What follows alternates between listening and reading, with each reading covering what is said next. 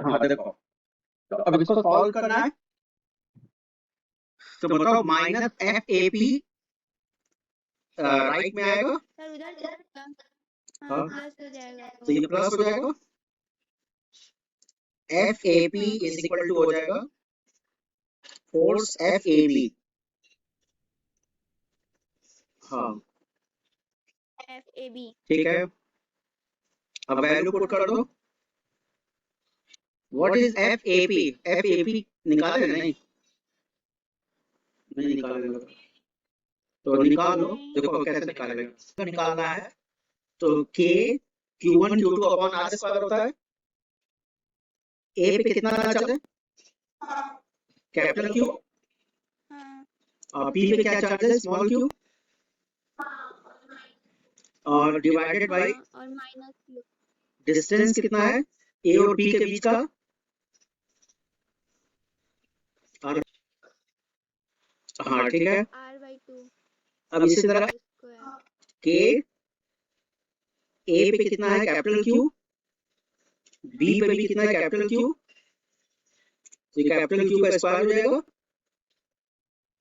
And this is r square. अब यहाँ value put कर दो, तो एफ ए पी की जगह पुट करेंगे k q into small q, और ये हो जाएगा r स्क्वायर बाई 4। और F A B, what is F A B? F A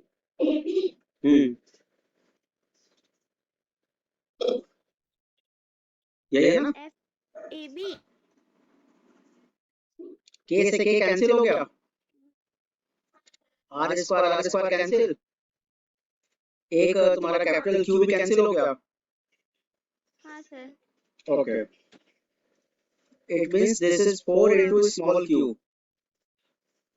this is equal to capital Q। तो बताओ स्मॉल q की वैल्यू कितनी आएगी? हाँ, इज इक्वल टू q। हाँ बिल्कुल सही, तो this is capital Q small divided by 4। q/4। तो बताओ ये इसका आ गया magnitude, this is the magnitude of charge small q। और ये बताओ इसका साइन क्या था?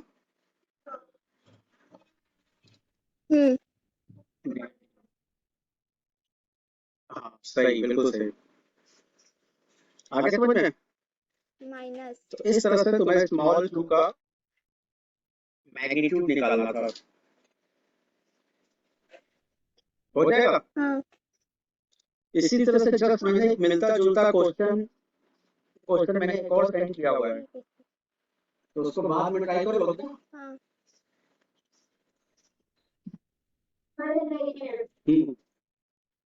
तो उसको बाद में ट्राई कर लेना, ठीक है ना? ओके, भेजे हैं। अब देखो, अब इसी से रिलेटेड एक और क्वेश्चन ठीक है। हाँ। देने जा रहा हूं, लेकिन इस बार सिस्टम ऑफ चार्ज डिफरेंट है।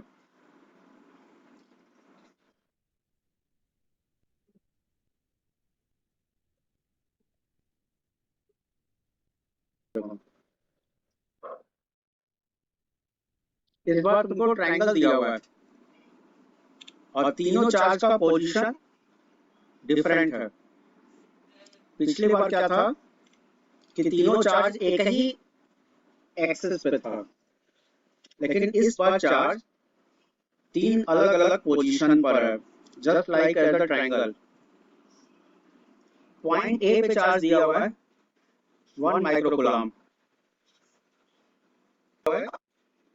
2 माइक्रोकूलम, और पॉइंट सी पे दिया हुआ है 2 microcoulomb, and this is equilateral triangle.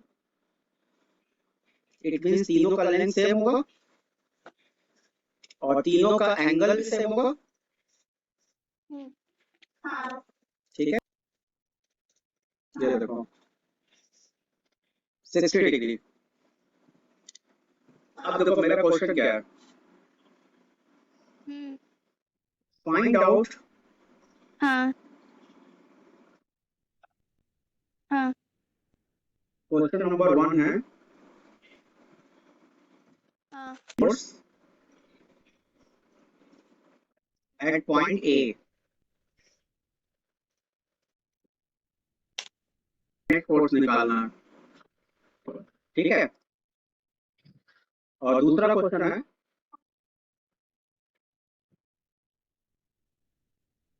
Find out the magnitude and sign of charge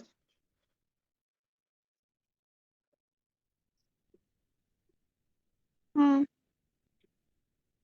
magnitude and sign of charge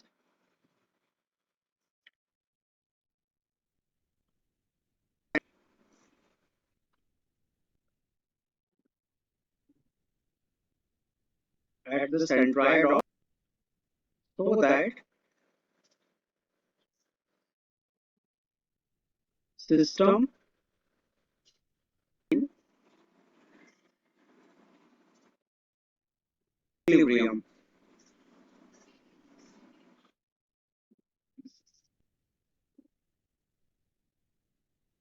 In equilibrium, okay. Force point A पे निकालना है. It means that हम A को point charge consider करेंगे. क्यों? yes sir तुम्हें पता है कि जिस पॉइंट पे नेट फोर्स निकालना होता है उस पॉइंट को हम as a point charge consider करते हैं. It means that 1 microcoulomb is a point charge. ठीक है. अब जरा ये बताओ, ये जो बी पे जो चार्ज है पॉइंट ए के चार्ज को रिपल करेगा, तो बताओ पॉइंट चार्ज का डायरेक्शन क्या होगा? Just opposite to the point B.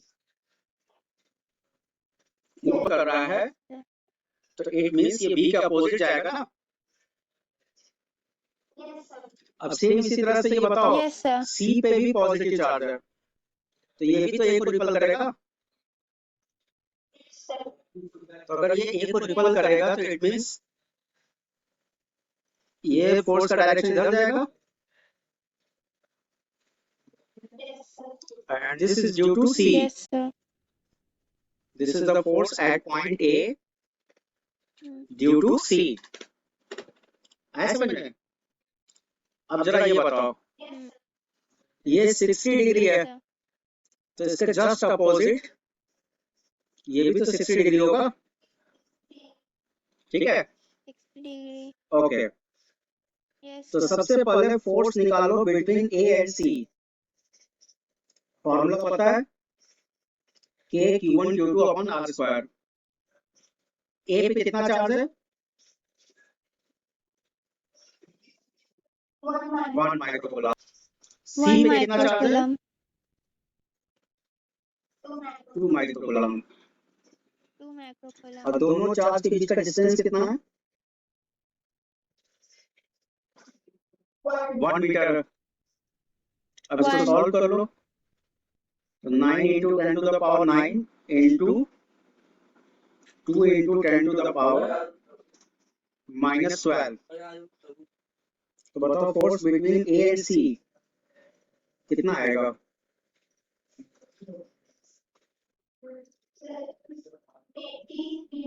sir 18 into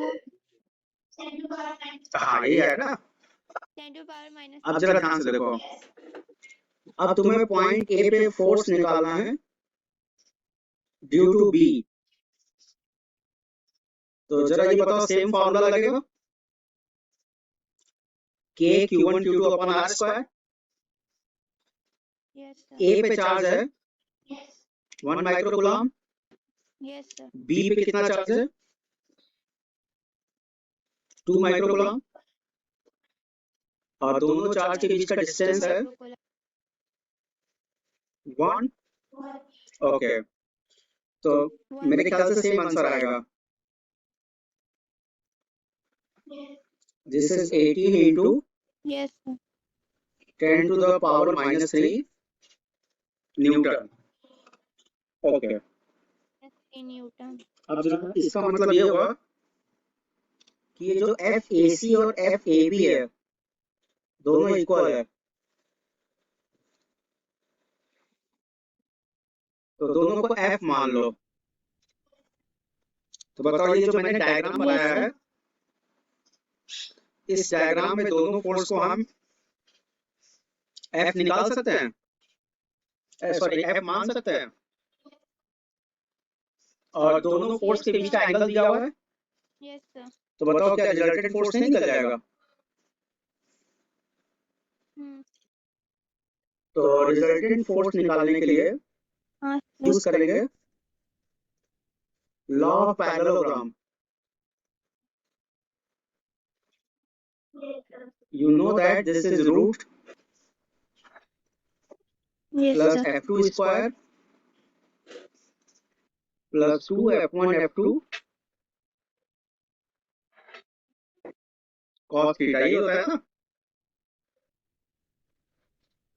okay, value put कर दो। F1 की जगह F, F2 की जगह भी F रखेंगे। Yes sir. तो प्लस ये हो गया 2F स्क्वायर, और दोनों फोर्स के बीच का एंगल 60 डिग्री है, तो ये cos 60 हो गया। तो 3F स्क्वायर या F रूट 3 यही आएगा ना? क्यों? cos 60 कितना होता है? 1/2 होता है, तो 2 से 2 कैंसिल हो जाएगा, और F की वैल्यू पुट कर दो। What is F? हाँ सर। तो ये तुम्हारा आ गया नेट फोर्स। हाँ। अब बताओ ये नेट फोर्स किस पॉइंट पे आया? Yes sir. हाँ समझ गया। ए पे आया। हाँ बिल्कुल सही, ए पे आया। तो देखो, तो ए पे मैंने नेट फोर्स निकाल लिया। Okay sir. ए। ठीक है, अब देखो, तो जरा ये बताओ ये जो नेट फोर्स का डायरेक्शन है ये किधर होगा?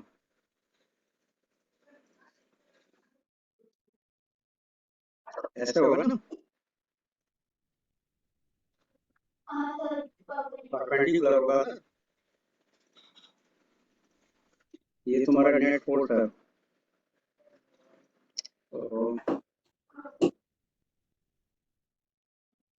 हाँ sir, perpendicular.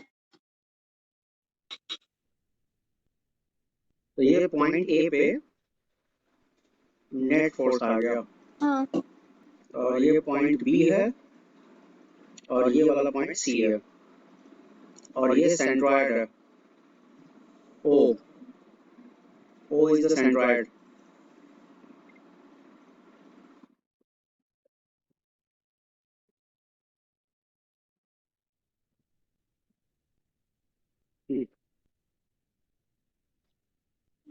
It means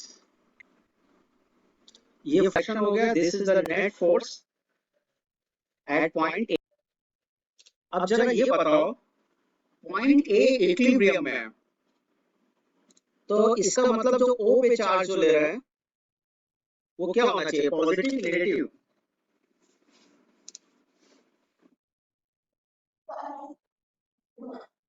negative.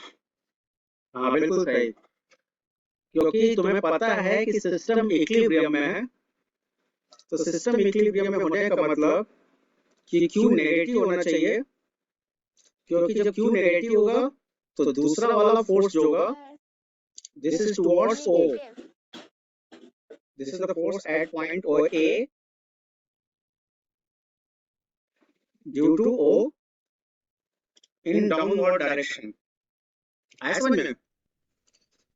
Net force अगर परपेंडिकुलर अपवर्ड है तो दूसरा वाला फोर्स परपेंडिकुलर डाउनवर्ड होगा ना, तभी ना इक्विलिब्रियम में होगा। तो ए को इक्विलिब्रियम में लाने के लिए Q को नेगेटिव होना चाहिए। तो इट मींस हमें Q का नेचर पता चल गया। Q का नेचर पता चल गया। अब देखो, अब तुमको A और O के बीच का फोर्स निकालना है। Yes sir. तो ये बताओ, तुमने पढ़ा होगा कि जो सेंट्रॉइड जो होता है वो 2:1 के रेशियो में मीडियन को डिवाइड करता है, क्यों? यही होता है ना। तो इट मींस ए से ओ के बीच का डिस्टेंस अगर 2x है तो बताओ ओ से डी के बीच का कितना होगा? x। हाँ, अगर इसको 2x ले रहे हैं तो इट मींस ये x होना चाहिए। तो ए से डी के बीच का टोटल 3x होगा। तो बताओ ये वाले डिस्टेंस AD हम निकाल सकते हैं। तो AD निकल जाएगा तो AO निकल जाएगा। तो अब जरा ये बताओ, तुमको पता है कि ये एंगल 60 डिग्री है। तो हम लोग sin 60 का फॉर्मूला लगा के AD निकाल सकते हैं, परपेंडिकुलर अपॉन हाइपोटेनियस। और बताओ AB तुम्हारा 1 मीटर है, तो AD निकल जाएगा।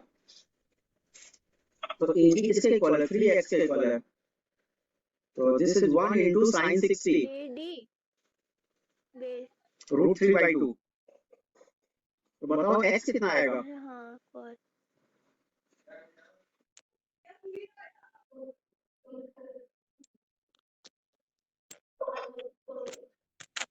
x की वैल्यू आएगी 1/2 रूट।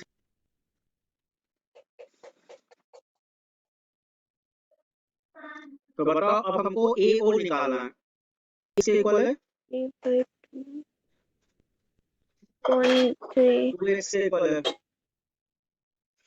तो 1/2 रूट 3 x की वैल्यू पुट कर दो। What is AO? This is 1/रूट 3 मीटर। तो बताओ A से O के बीच का डिस्टेंस आ गया। अब हमको A और O के बीच का फोर्स निकालना है। 2x। तो दिस इज K। A पे कितना चार्ज है?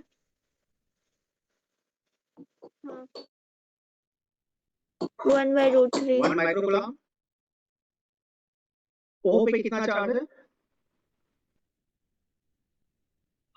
हाँ।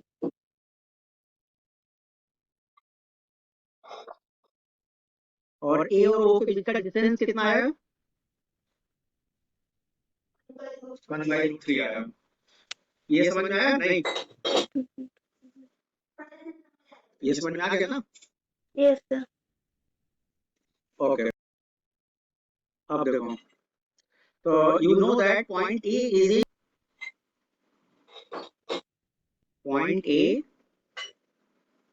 is in 1/√3 equilibrium. तो बताओ पॉइंट A अगर इक्विलिब्रियम में है समझ आ गया। तो इट मींस ये जो जितना अपवर्ड फोर्स है FAO, हाँ सर। दोनों एक दूसरे के इक्वल और अपोजिट होगा। वैल्यू पुट कर दो, नेट फोर्स कितना आया था?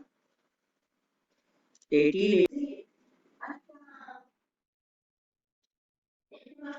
ये मैंने डायरेक्ट जीरो रख दिया है, तुम देखो कंफ्यूज मत होना। जैसे तुम्हें पता है कि F इज इक्वल टू होगा net force at point A minus FAO। तो F की जगह मैंने जीरो रख दिया है, तो this is F net minus FAO। ठीक है। तो ये मैंने इस चीज को डायरेक्ट लिख दिया था। अब बताओ FAO कितना आया था? अच्छा हाँ। 9 into 10 to the power 9 -3 into 10 to the power -6 into capital Q, ठीक है सर। और ये 1/3 हो जाएगा, 3 ऊपर चला जाएगा। तो बताओ 9 से 18 कैंसिल हो जाएगा दो बार में। ठीक है सर। तो व्हाट इज Q? ठीक है sir. This is 2√3 divided by 3, और ये आ जाएगा 10 to the power minus into 10 to the power -3। It means Q की वैल्यू आ जाएगी 2/√3। हाँ into 10 to the power minus 6 coulomb.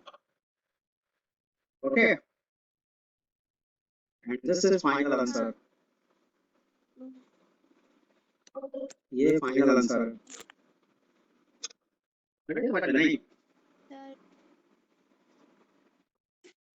समझ में आ गया ना?